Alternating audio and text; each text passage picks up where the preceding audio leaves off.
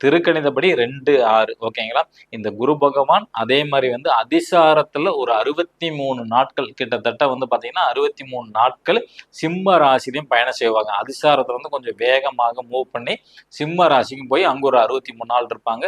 மீண்டும் வந்து பாத்துக்கிட்டீங்கன்னா கடகராசிக்குள்ளார வந்துருவாங்க. அது வந்து ஐப்பசி மாசத்துல வந்து அந்த நிகழ்வு வந்து ஆரம்பிக்கும். ஐப்பசி 3ஆம் தேதி சிம்ம ராசிக்குள்ள போவாங்க.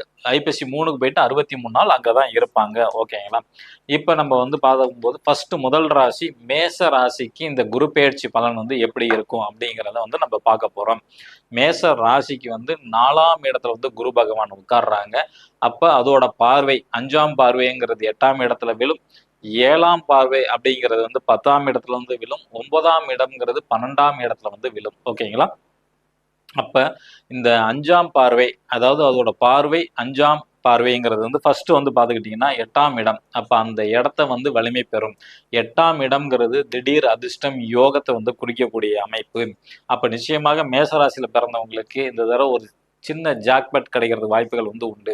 அதே மாதிரி மேசராசியில பிறந்தவங்களுக்கு வந்து கட்டிடத்துறை சம்பந்தப்பட்ட விஷயத்துல இருந்தாங்கன்னா அதுல வந்து சக்சஸ் வருவாங்க.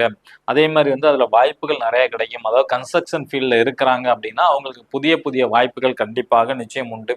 புதிய ஒப்பந்தங்கள் கண்டிப்பாக கிடைக்கும் மேசராசியில பிறந்தவங்களுக்கு. அதே மாதிரி வந்து தொழில் ஸ்தானத்தை வந்து பார்க்கிறாரு குரு தன்னோட 7ஆம் பார்வை. அப்போ தொழில்ல வந்து ரொம்ப கவனமாக இருக்க வேண்டும். புதிய முதலீடு வந்து பத்தாது, அதனால கடன் வாங்கி போடக்கூடிய சூழ்நிலை வரும். ஏன்னா நமக்கு இவ்வளவு ஒப்பந்தம் வருது, அதனால நிச்சயமாக நம்ம வந்து கடன் வாங்கி செஞ்சா நம்ம சக்சஸ் ஆயிரும்னு நினைப்பீங்க மேசராசி.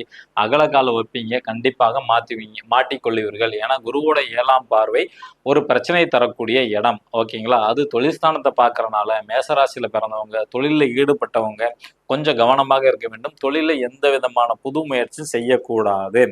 அதே மாதிரி ஒரு சில பேர் வந்து சொத்தை விற்பாங்க, வித்துட்டு வேற ஒரு சொத்து வாங்கக்கூடிய காலமும் அதுதான். ஏன்னா 4ஆம் இடம்ங்கிறது சொத்து, அந்த இடம் வந்து பாழாகும். அப்ப ஏதாவது ஒரு ப்ராப்பர்ட்டி கையை விட்டு போகும். ஓகேங்களா. புதிய வீடு கட்டக்கூடிய யோகம் வரும். அதே மாதிரி 8ஆம் இடம்ங்கிறதான் புதிய முயற்சி சொல்லக்கூடிய இடம். நல்ல முயற்சி, வெற்றி வாய்ப்பு, அதிர்ஷ்டம் நிச்சயமாக உண்டு. அதே மாதிரி வந்து